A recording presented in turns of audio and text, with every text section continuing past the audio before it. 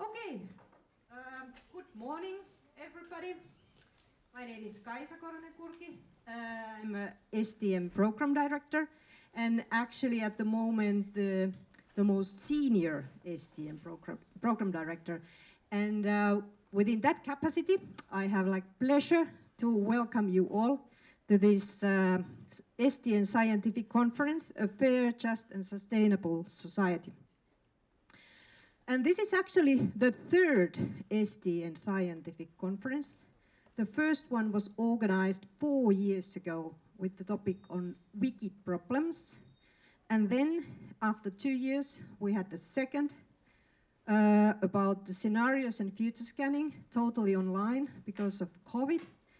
And then, in addition to these scientific conferences, STN has had in its earlier years a yearly one-day gathering event in Finlandia House called Rakkaudesta tieteeseen, My Love to Science, which, on the contrary to its name, was aiming to enhance societal impact rather than focusing on scientific results. And that activity then turned into the solution cards in the pandemic time. Okay, but well, all these events have attracted a number of STN researchers, but not with the magnitude that we are here today. And of course, the STN family and the projects and consortia have grown greatly during the years of STN. And the topic of today's conference could not be more timely as it is. And it's more like a target, the kind of ideal where we all want to go, a fair, just and sustainable society, rather than focusing on problems and challenges we are now facing. And of course, if we have formulated this topic before February, also the word secure could have been added. As we all know, the situation in the world at the moment. And the organization committee, which is all 11 program directors, you can all stand up. You can recognize us with the green flags. And we have tried to organize sessions that would create possibilities to exchange ideas across the programs and projects and cross-fertilize ideas and find new connections. And of course, we are extremely proud that we are able to put together such an amazing program. And this is, of course, thanks to the great work you are doing in your research. Okay, and without further ado, on behalf of the organizing committee, I wish you all most welcome here, you and you behind in the online. And I'm looking forward all the interesting presentations and discussions, and I'm 100% sure that we all will learn many new things during these 2 days. Thank you.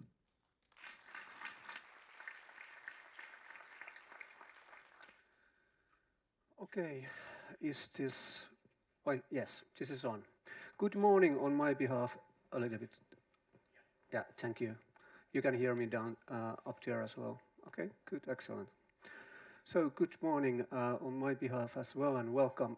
I must say that it's really energizing to see you all here after these COVID years. It's great to be here. At least I get a lot of energy over here, meeting people and seeing people here. I hope you do also during this day. Actually, this is only my second conference after the COVID years. In Teams conferences, it was really boring, I can tell you. I was almost dying there. But anyway, this is great to be here, and it's great to see you all here, and welcome on my behalf as well. So it's my honor to be the chair for the keynote session over here, but before going into that, I would like to put forward some housekeeping issues. So, and it goes without saying that, of course, keep your cell phones closed, please, and you haven't checked it yet, please check it now. Thank you. Excellent. So, and coffee, most of you, I think, have found the coffee already over there. And coffee is available all day long over there, anytime you want or need coffee or tea over there, so please use it. If you want to wash your hands, downstairs, please. You can go to downstairs, you can find a place to wash your hands over there. So, and the session rooms, you are maybe wondering where should I go after this session. So the first session is over here in this very room, but the other sessions, 3 sessions up there to the right and to the left, you can find the rooms over there, right? Very easy to find them, no problems. And there is all the time personnel over here as well to help you, and you can ask from all of us also for help if we can, if there is any questions you would like to put forward. Any questions of housekeeping at this moment? No? Okay, good. We are good to go.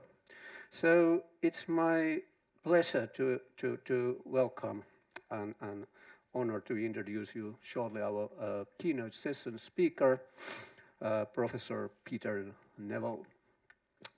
Peter, can you hear me? I'm still checking.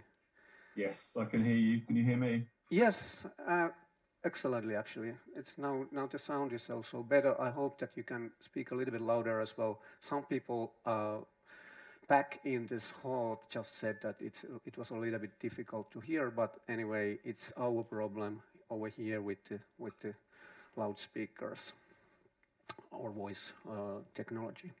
So, but anyway, I will introduce you shortly, and after that, the floor is yours. Okay.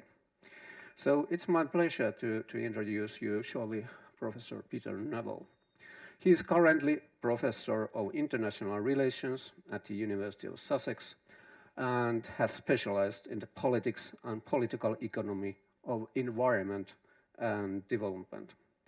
For more than 25 years, he has conducted research, consultancy, and advisory work on issues of climate change, agricultural biotechnology, corporate accountability, and trade policy. In recent years, his research has mainly focused on the political economy of carbon markets and low-carbon energy transitions. Besides working for academic institutions, he has undertaken commissioned research and policy work for a number of governments, for instance in UK, Sweden and Finland, and for a number of international organizations and NGOs. He has worked as editor for a number of journals and has over 150 publications, including a number of books such as Climate for Change, Globalization and the Environment, and the latest one, Power Shift, the Global Political Economy of Energy Transitions. Warmly welcome, Peter. We are lucky to have you here today. So the floor is yours, please. All right. Well, yes, so thanks again for those kind words of introduction, and to Kaisa and colleagues for inviting me to speak today. I very much wish I was with you all in person, given what you were just saying about the challenges of doing these events online. And so here I am still online, but wishing I was there with you all. So much of what I want to talk about today is based on this book, the book cover that you can see on this first slide, called Power Shift, the Global Political Economy of Energy Transitions. Although today, given the theme of the conference, I'll be talking a bit more about just transitions as well. Now, this work came out of a political economy fellowship I held a number of years ago with an organization called the Independent Social Research Foundation. But in a way, it drew on work I've been doing over many, many years, at least the last 10 to 15 years on energy transitions, and even longer before that on questions of climate governance. So just in terms of the broader context here, I probably don't need to say too much about this for this audience. Oh, okay, I'm not able to go down, scroll down. Okay, there we go. But let me just give a bit of context for the sort of discussion we'll be having today. Obviously, the IPCC report back in 2018, this was the special report on 1.5 degrees, talked in quite unusual and very bold terms about the need for transformative systemic change. And this involves the upscaling and acceleration of far-reaching climate mitigation across all regions and all sectors of the world. And it concluded that while transitions are indeed underway in some countries, that limiting warming to 1.5 degrees would require a far greater scale and intensity of change than we've currently seen to date. And that while certain transitions have been observed in the past, historically, in certain places at certain times, in certain sectors, the scale of doing that in a coordinated way is without historical precedent. So in many ways, we're in uncharted territory.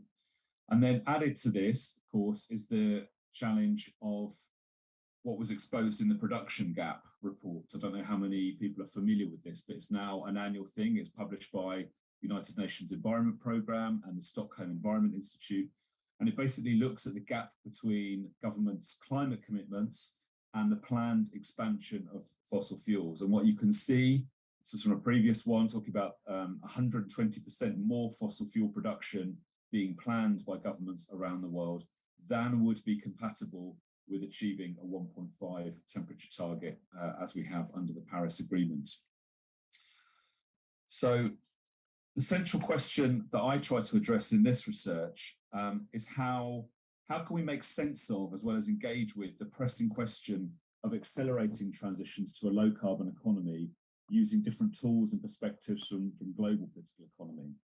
And so this implies an analysis not only of the political work of assembling actors and social forces and interests in favour of this huge change that needs to take place, but also perhaps the more difficult task and sometimes the more neglected task of actively undoing incumbent power, which is still largely organised around a fossil fuel complex. In other words, how do we disassemble and undo the high carbon economy that currently still predominates? So that's a sort of key question. Theoretically, I come at this by drawing on work from politics and international political economy, but try to combine that with work on socio-technical transitions, which has obviously had a lot more to say in the past about questions of energy transition.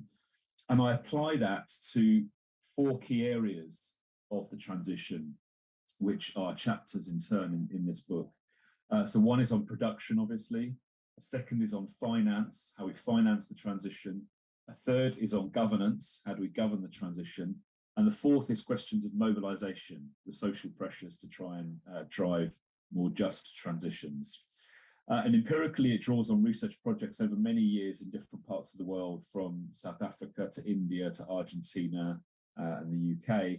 But it's also informed by participant observation in many key local, national and international processes. So there's an element, and you'll see this in the book if you get the chance to read it, of sort of real life reflections on engagements in some of these processes that I've been lucky enough to be party to. So by further way of background, obviously we've seen increasing attention in recent years to questions of governance and politics and power in transition studies.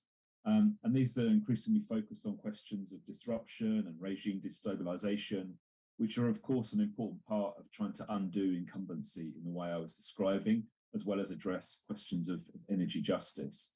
But in this book, Power Shift, that I'm generally referring to today, I make the argument that it's power that needs to shift if we're to successfully address this crisis. In other words, it's not for the lack of good technologies or pricing mechanisms that we're facing climate chaos. It's the concentration of power in actors and institutions that benefit from unsustainability and over whom we have limited control. And that power means power over production, over finance, over institutions, and over technology. But it also refers to power between and within nations, between social groups, the power of capital over labour, and of the state over citizens. So it's these more fundamental power dynamics that I'm trying to get at in this book, and to argue that we need to see changes in those things if we are to successfully get just transitions. And it's my sense that without those sorts of shifts, that the technologies may change, the markets might look different, but the roots of the current crisis in the unsustainably organised political economy that we have will remain untouched. And yet that's where we need to address our attention. So you could get accelerated decarbonisation without these power shifts, but you would do so without social justice, or without a deeper engagement with questions of sustainability. So we clearly need transitions to be socially just across a number of different dimensions, and you can see them here on this next slide. There's procedural justice we often hear about in the discussions: who gets consulted, who participates, who gets to set the terms of transition. There's basic questions of recognition: who's even seen as a legitimate stakeholder in the first place, particularly important for frontline environmental defenders like Indigenous groups. Questions of distributional justice, of course, who wins and who loses from different energy pathways, and how do we manage those impacts? And there's obviously race and gender and class dimensions to that. And then there's the intergenerational element, which I think is hugely important too, the extent to which decisions we make today get passed on to future generations, and there's a strong sense of discounting and pushing the costs onto future generations, and this is an important thing that needs to be addressed. So the key arguments I develop in the book is that climate change represents, amongst other things, a legitimacy crisis for contemporary global capitalism, though not just global capitalism, because I think it's broader, it's about industrialism, not just capitalism. But within that, energy transitions, which is what I'm talking about today, form one site of struggle in this broader terrain. So in intended and direct, as well as unintended and indirect ways, climate change draws attention to a series of tensions or contradictions in the project of industrialism. So firstly, there's the inability to maintain levels of required capitalist growth while safeguarding a climate system fit for human existence.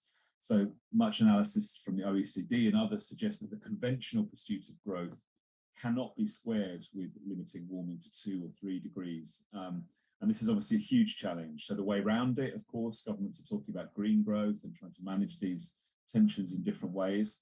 But there's yet to be that sort of system-wide decoupling. We've got sites of decoupling, but we haven't seen that broader decoupling. And tellingly, it's often only in the wake of financial crises, or perhaps during the COVID pandemic, that we see, demand for energy and electricity falling substantially. So, of course, there are pockets of delinking, of decarbonisation, as I say, but in a growth-oriented economy, because of Jevons paradox, resource savings made in one particular sector or site tend to get overwhelmed by overall growth in the economy overall. So the incremental gains that are being made get countered by the overall dominant economic trend. So that's the first tension or part of the argument. Secondly, in relation to labour, these contradictions are manifest in a system that, through wage labour in a way, ties the welfare of workers to this unsustainable project. And what this does, and we're seeing this excuse me, routinely, is lock in resistance to broader changes and just transitions. And we see it in these discussions around just transitions, where many trade unions and business organisations are mobilising workers and communities against international climate agreements or against more ambitious climate action, and using this language of just transition to try and slow down and delay transitions that might be necessary.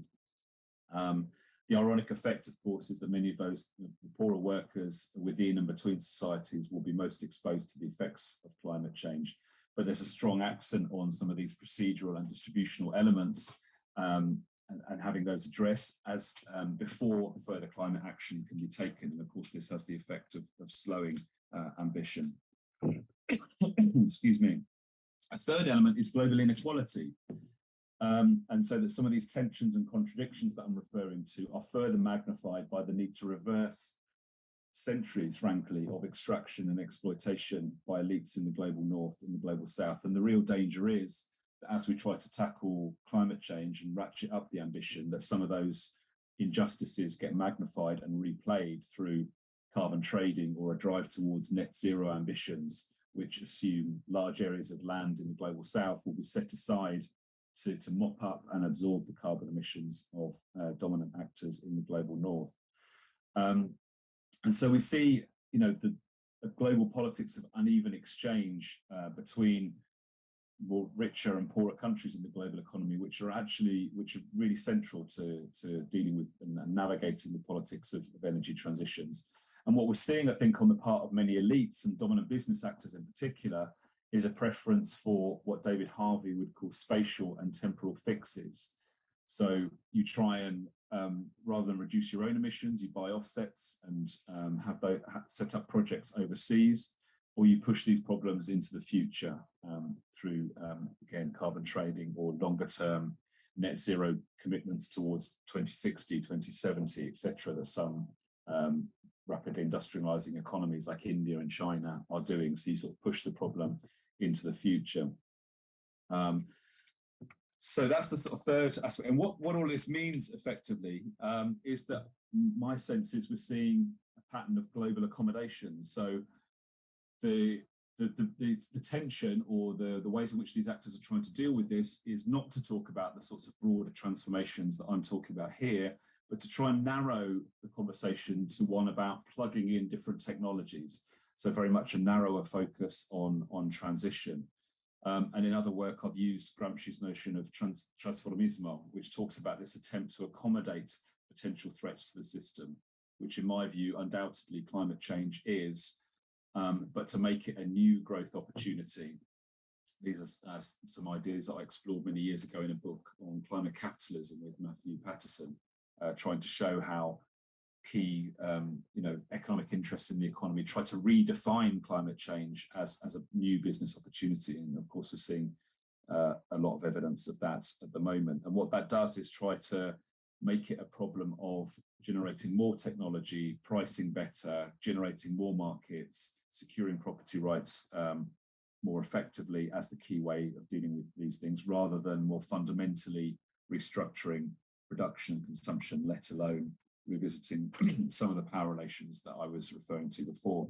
So let me just briefly run you through some of the key elements of the book. So I talk about, as I said before, there's the four elements of transition I look at. So it's the producing, questions of production, questions of financing the transition, questions of governing the transition, and finally of mobilizing it.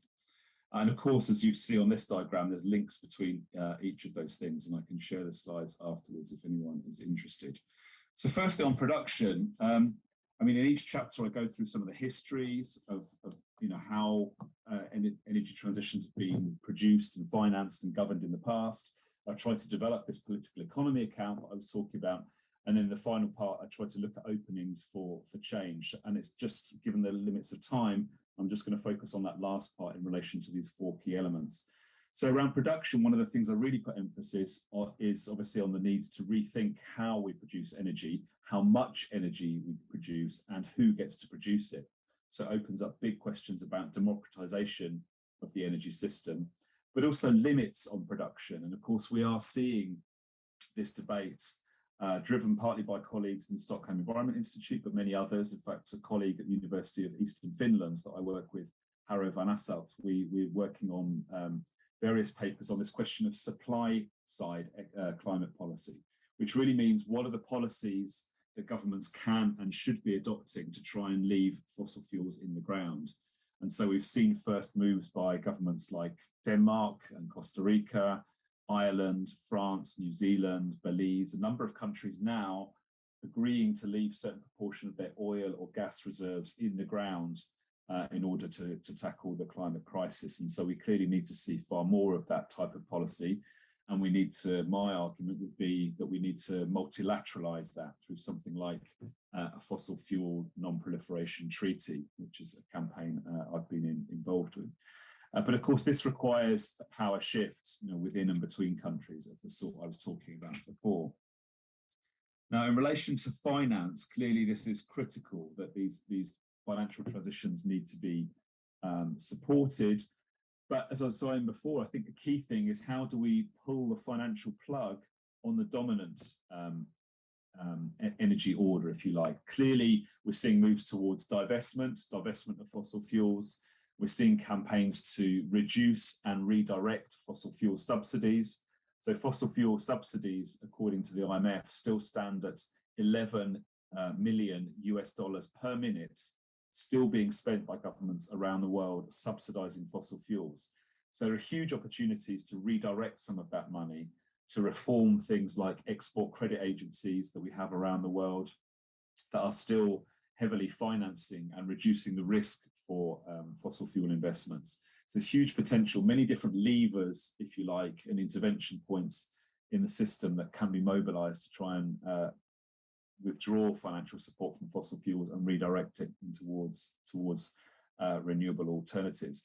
But what I also do in this this part of the book is look historically as well at the role of finance. And I'm very influenced by the work of my former colleague, Carlota Perez, who talks a lot, drawing on Schumpeter, on the idea of creative destruction, how finance at different historical periods, from the Industrial Revolution to Fordism to the IT revolution, has played a key role in withdrawing funds from particular sets of infrastructures that no longer generate enough profit and moving them elsewhere. And so the speculation or the interest now is whether that might be happening around undoing the fossil fuel economy and moving towards a more renewably based one. So clearly for me then, this is less about meeting the finance gap, which is often what you hear in dominant climate policy discourses, and about using public money to lever more private money. It's more fundamentally about a rebalancing and a redirection of financial flows in the global economy. But either way, if you look at this from a political economy perspective, we do need to engage with finance capital as a very powerful fraction of capital at this particular historical moment. So moving on in terms of governing, clearly, increasing scholarly interest and different governments are struggling with this question of how to govern energy transitions. A big emphasis on democratizing energy transitions. How do we bring more actors into the fold? And you can see there an image of the UK Climate Assembly, but there's been ones in France and Ireland and other countries. Many systems are also experimenting with greater citizen control over the production of energy through cooperatives and so on. So there are important shifts taking place there. But it also brings in these questions of subsidiarity. How do we engage lower levels of political decision making as well as the national and international level around these energy transition pathways that are so urgently required? But one of the points I make at them in the book is also the need to shift the ideological frame that we're using to think about these things. At the moment, the menu of policy choices and prescriptions that seem to be available to governments are very narrowly constrained. And of course, given the work I was referring to before that we've done in South Africa and Kenya and elsewhere, there's a strong sense that many governments feel they haven't got the autonomy and the power to engage in the sorts of energy pathways that they would like to. They're very dependent on either for trading relations or on aid budgets from donors and others, or from investments from private companies. And those actors use their power to directly shape the energy pathways of many countries. And so there are big issues around the power and level of policy autonomy they have to try and chart an alternative energy pathway that would be more compatible with their vision of a just transition. So finally, in terms of mobilizing transitions, this is a key thing. I think if we're going to get just transitions, the power of social movements, civil society actors will be absolutely vital to making sure that we properly attend to questions of justice. And we're seeing activism in many sites, whether it's more insider and formal lobbying of things like the European Investment Bank, which is winding down its support to fossil fuels, ongoing pressure on the World Bank, which has made some changes, but still continues to be a key financer of fossil fuels, or the frontline resistance of so-called environmental defenders, in other words, indigenous people and others who have successfully resisted pipeline projects or investments in new infrastructures. And this is going to be vital, whether it's a fossil fuel pathway or a more renewable one, where of course there's also conflicts over things like lithium and cobalt mining for batteries for electric cars, etc. There's going to be new contestation over land and who has access to it, and mining and so on. And so social mobilization is going to be a vital shaper, if you like, of these different transition pathways. And what this suggests to me is the need for much broader alliances, the sorts of things that are now emerging. And I say that as someone involved, as I mentioned before, in the Fossil Fuel Treaty, where they're actively engaging with labour movements, with indigenous movements, with religious movements, human rights movements, gender movements, a whole range of different actors that are affected by the fossil fuel economy and affected by the impacts of climate change, who are now trying to make their voices heard more loudly and more effectively in many of these spaces.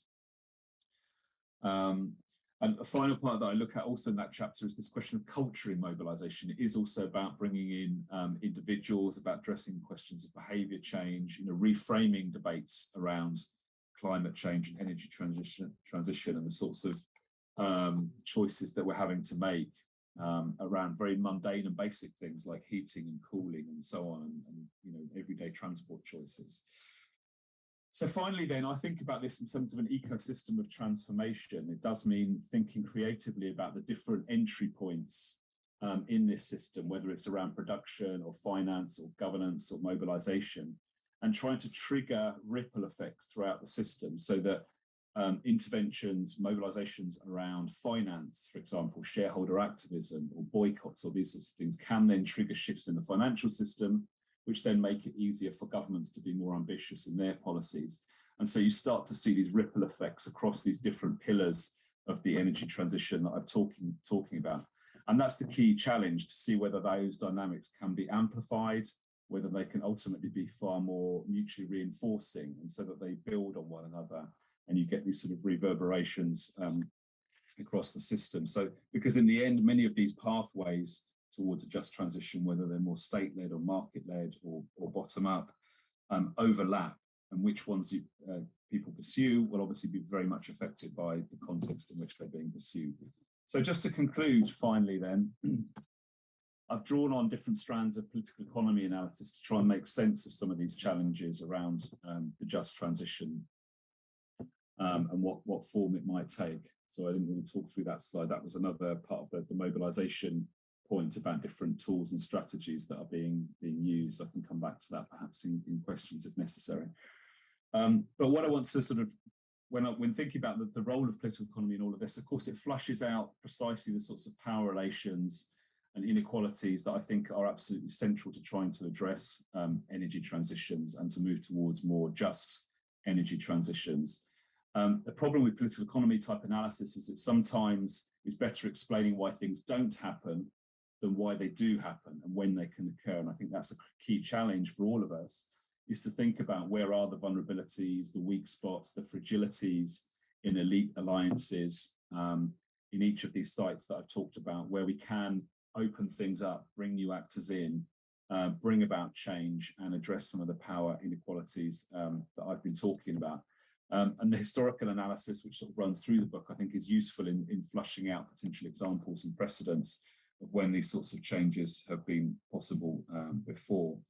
And of course, this is going to be a messy politics of coalition building, compromise, learning by doing. As my colleague Andrew Sims always says, paths are made by walking. We have to try and do these things to see what works and what doesn't work, because we are, as I said at the very start of the talk, in many ways in an unprecedented moment. But I think the key thing is to always keep in mind this broader notion of the relationship between energy and society, and what we think might be possible and what we would like to see as we try to move towards building in different ways, using these different tools and strategies, a more globally just transition. And I'll stop there. Thank you. Thank you, Peter.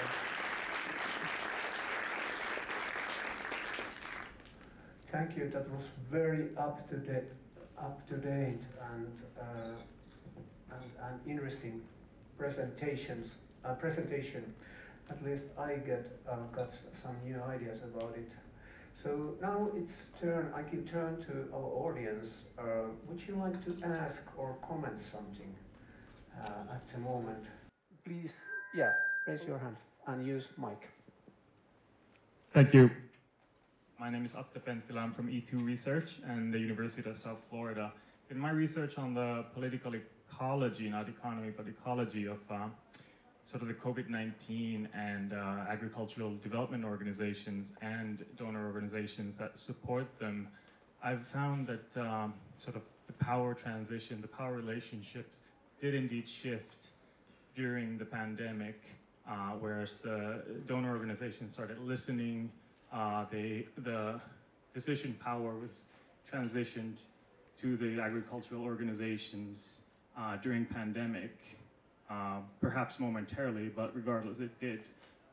So my question is, why isn't the climate disaster producing such results? Yeah, it's a very good question. Do you want me to take? Should I take a series of questions or answer them one by one? What's your preference?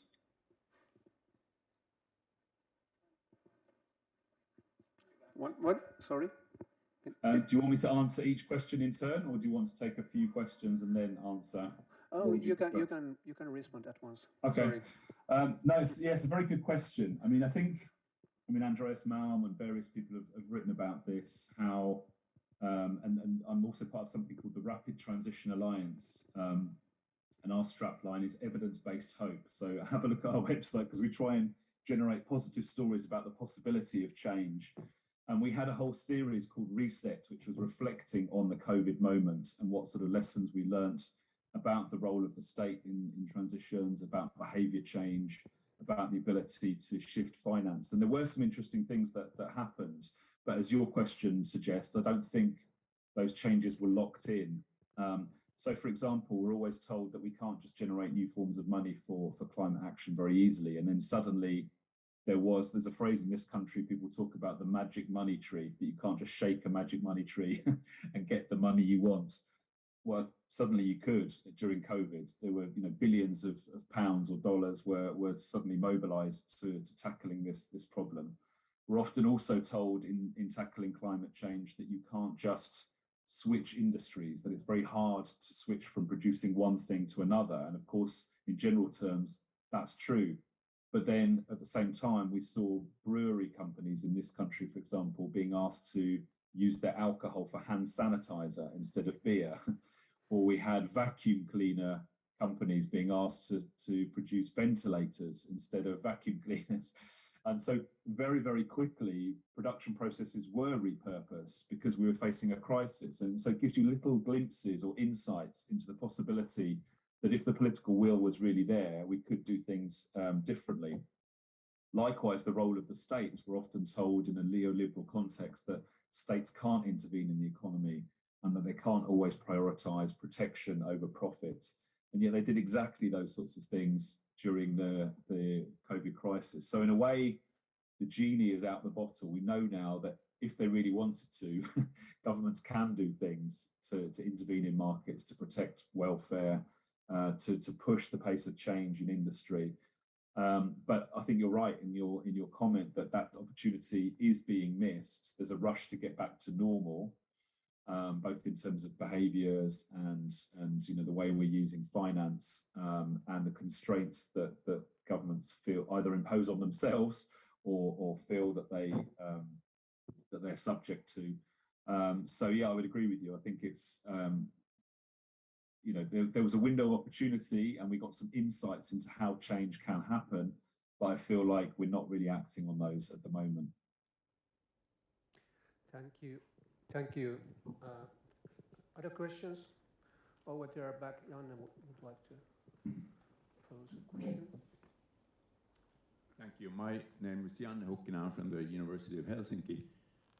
Continuing on this same theme, I mean, the pandemic as a trigger was an urgent crisis.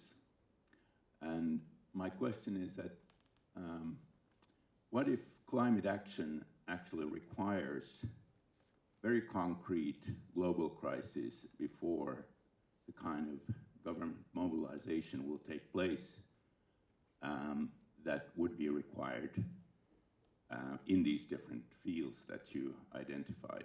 And sort of a follow-up is that given sort of the complexity and large scale in each of these spheres, production, finance, and so forth,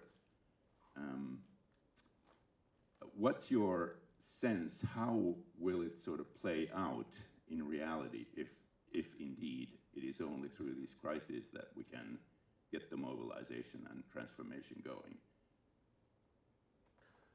Yeah. You can keep, yeah, please. Just a second, there's an additional continue? question. Yeah. I was also thinking that what is your opinion about how well the political economy approach is capable of understanding what is happening at the household level, the household economy. Because currently the energy security crisis, a bit like what Janne was saying, that we really see changes in households at the moment. If you can reflect upon that as well. Yes. Peter, please. Okay, two great questions. So the role of crisis, it's an interesting one, isn't it? Because of course the other crisis we haven't mentioned yet is the war in Europe, which I'm sure is very much in your minds in Finland.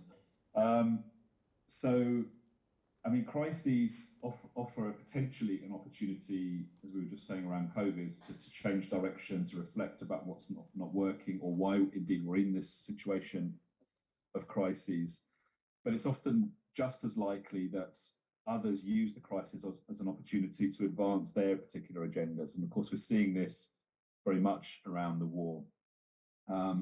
So I'm part of various lists on global gas and oil activism and so on. And initially, when Russia invaded Ukraine, everyone said, look, this is about human rights and conflict, and this is not a moment to start talking about the geopolitics of fossil fuels or renewables. But within 1 or 2 days, all the oil and gas companies were saying, this is why we need to go for even more oil and gas to provide energy security, because we can no longer depend on Russian gas.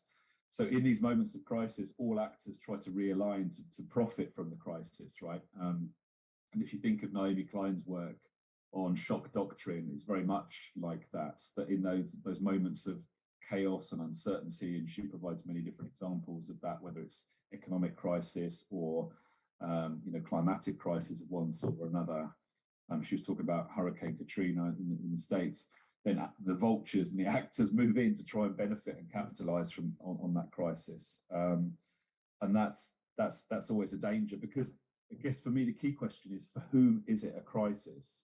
Like, who perceives it as a crisis? Because with climate change, this is one of the key problems, of course. The people who are really experiencing it right here, right now as a crisis, although we do see impacts, of course, in Northern Europe, are people in Bangladesh or Africa or Asia and elsewhere. And their voices are not being heard enough in this debate. So there's a sort of disconnect between the people who are experiencing the very worst effects of this crisis already, and those of us in wealthier countries that are to some extent more protected from some of those crises. That's not always the case, but it's generally a key problem. So, and then the question of complexity, I think, is also very interesting. And that's the key challenge, I think, for all of us working on these issues. How do you cut through all the noise and the technical language and the complexity? Because the fossil fuel companies know this, right? And their messaging is very good on net zero and the extent to which they can play a key role in the energy transition.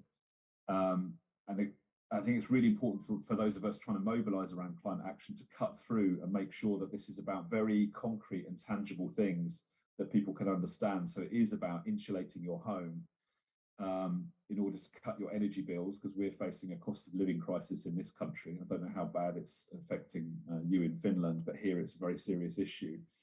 And there's hardly any discussion about, should we be imposing a windfall tax and redirecting that money towards a massive home insulation program to deal with these sorts of issues. For me, when I talk to people about some of these issues, the real entry point is often air pollution, just local air pollution and impact on children's health and things like that. That's the entry point for talking about climate change. You don't have to talk about IPCC and production gap report and all the things I've been talking about. You have to find much more localized entry points, and then people get it. This is the way we're going to tackle it in our own particular neighborhoods, outside our schools, in our workplace, all these sorts of things.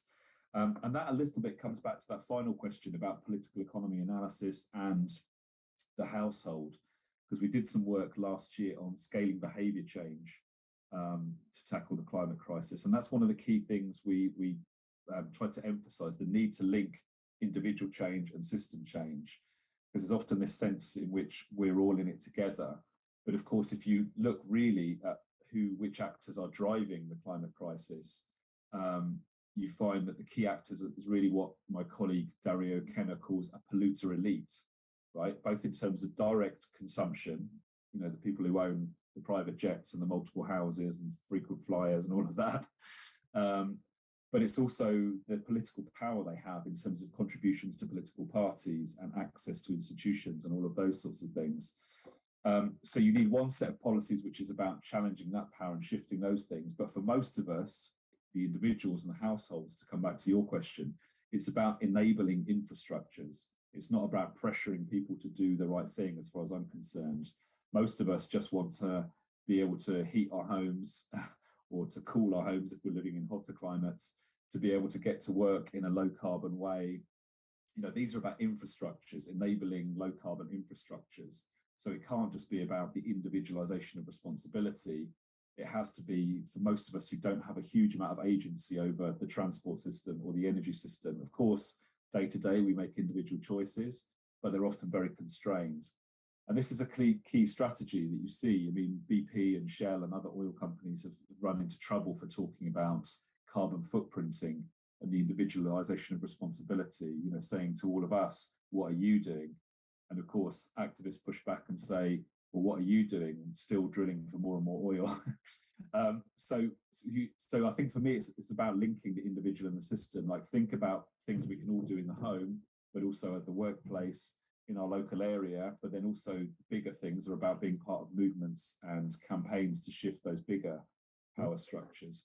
So that's for me where political economy can be useful. And some political economy scholars talk about everyday political economy, right? It's the sort of, and if your entry point is social relations, then gender and class and race, they run through these levels, right? So you can't separate the individual household level from what's going on elsewhere. It's part of broader social inequalities that run through these. So that's for me where political economy can be more useful. But political economy needs to be combined with, as the previous speaker was saying, or an earlier speaker, political ecology, but also that more sociological account of power and power relations. Thank you, Peter. More questions, please? Any questions over here? Yeah, Rina. Just wait, you get the mic. Thank you very much, Peter, for your interesting presentation. My name is Rina Bhatia, and I'm, by my background, also a political ecologist and economist. And I'm curious about the finances, or the role of finances in the transition. And one crisis you didn't mention is the inflation crisis that we currently face in Europe and also most of the other parts of the Western world. And with this crisis, there has been a window of opportunity opened about the role of central banks. And my question to you is that, how do you see, in the context of EU, the possibilities of regulating or redirecting finance, where we operate in a system that is quite based on the neoliberal financial system, with a very limited role of the central bank in directing finances? And this relates to, obviously, government debt, etc. But I would just like to hear a reflection on that. Thanks. Thank you, Rina. Peter, please. Yeah, I mean, I'm not a specialist in central banks, but I have seen some interesting work recently by various colleagues, including part of the Leave It in the Ground initiative, talking about precisely the role of central banks. And also the United Nations Environment Programme, it's led by Nick Robbins some years ago, there was a big report called, what was it called, Building the Financial System We Need, or something like that. And it was a big report looking at the financial system as a whole and where the different levers and entry points were for really shifting the system of public and private finance. Because of course, one of the big things, we often focus on public finance because it's where we feel like we have a say as a stakeholder, because it's our taxpayers' money or it's our aid budgets and so on. But of course, really, we need much stronger steering of private finance. And of course, we have seen things like that, like at the Glasgow summit, it was the GFANZ declaration, right? I mean, the various ways of trying to steer finance in more sustainable directions, the Equator principles, you know, there's numerous things which are trying to steer private finance. I guess one of the key challenges always with these forms of regulation is that they attract actors that feel like they're already doing the right thing or moving in the right direction, but those that are not doing the right thing, which is still the majority, are below the radar, right? They're not involved in these things. And that's a key thing. So I think there is a key role for central banks much more effectively in stepping in to support energy transitions. and to direct finance far more clearly. Some people have talked about climate bailouts as well. I see activists increasingly talking about that, of one, climate bailouts of one sort or another. You mentioned debt as well. That's another really important part of the question. I was at a couple of seminars or a symposia last week, and people were sort of saying one of the key reasons why developing countries in particular are so desperate to tap into new oil or gas reserves is because they have huge foreign debts to pay off. But this is one of the key drivers. And so unless you deal with debt write-offs of some sort, there's going to be this continued pressure to access all resources, not just fossil fuel resources, but to sort of go faster down unsustainable pathways in order to pay off foreign debts. And in many cases, those might not be considered legitimate foreign debts. So there is talk about debt for climate swaps as another interesting innovation. And there is previous experience of those sorts of things. There were debt for nature swaps many, many years ago, you might remember, in the late 1980s and 1990s, where countries like Costa Rica and others, a proportion of their debt was written off in exchange for a commitment to protect a certain area of forest in that case.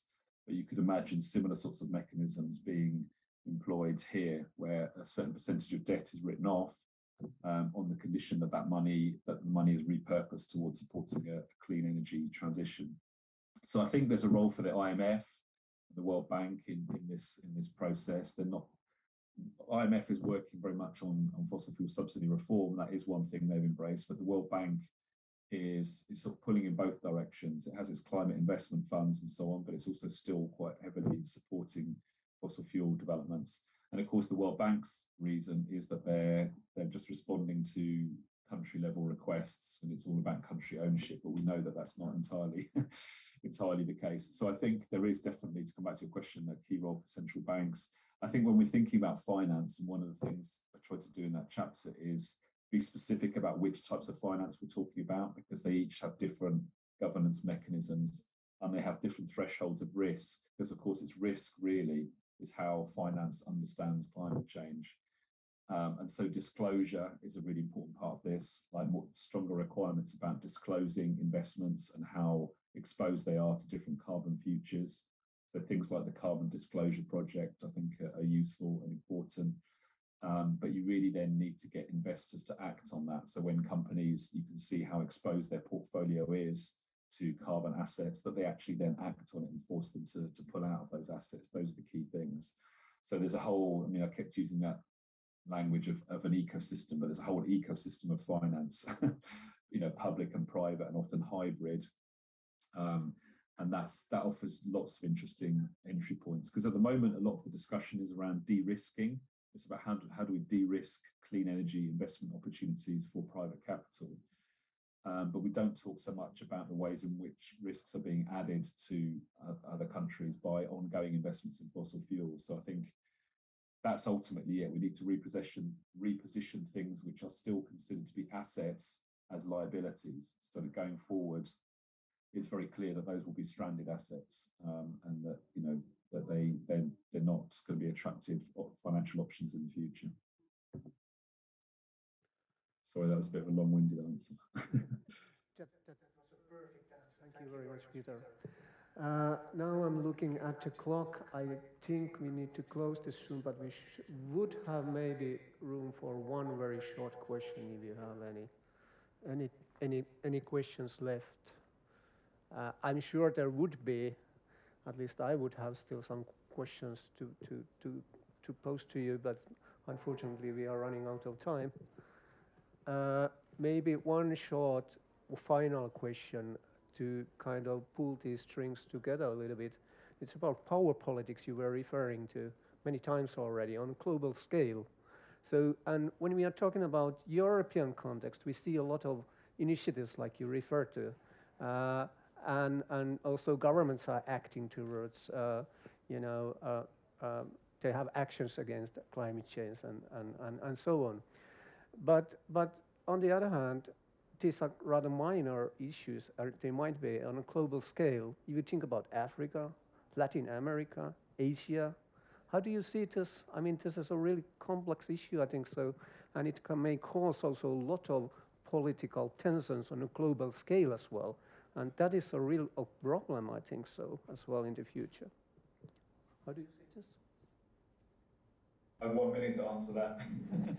I mean, I think yeah, I know. Yeah, it's election. It's fine. It's fine. No, it's a great question. I mean, obviously, the broader geopolitics are absolutely vital to this. You know, how China is obviously the largest single contributor to greenhouse gas emissions at the moment.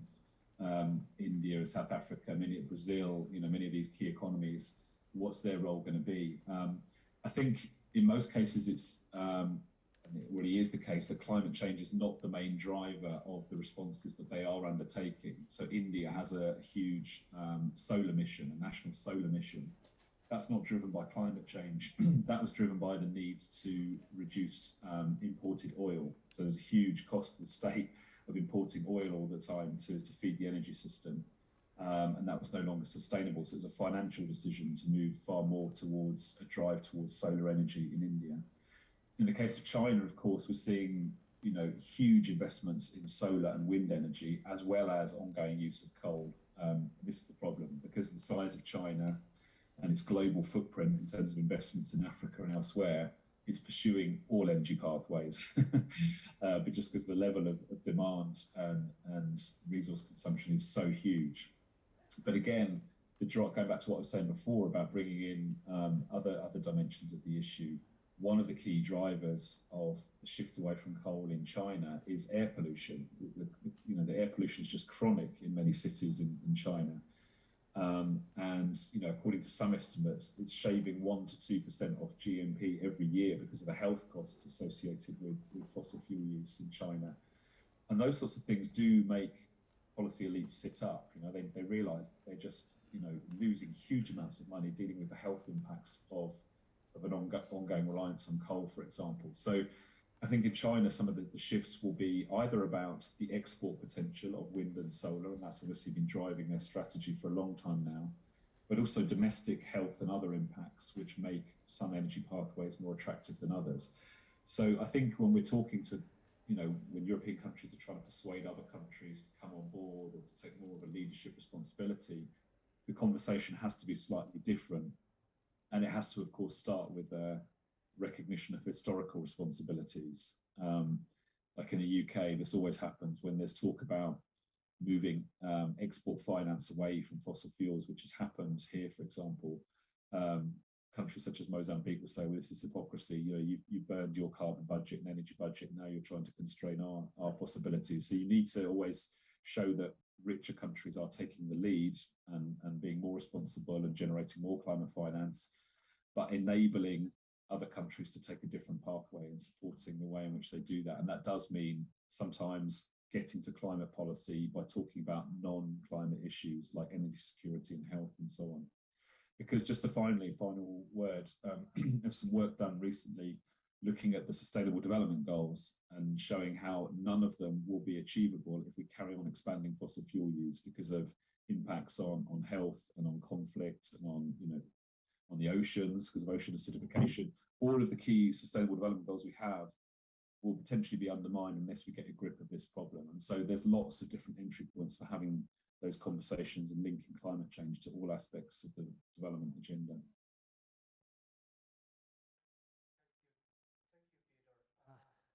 This was really excellent conversation, I think so, and big hand to Peter, I think so.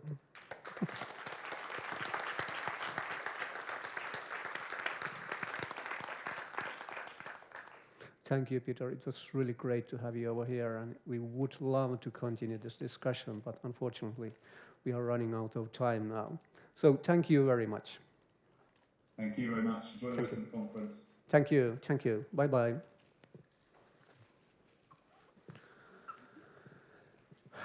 Hyvä. Sitten jatkamme. Meillä on pieni tauko, eikö ollut nyt ohjelmassa, ja sitten sen jälkeen jatkamme sessioihin.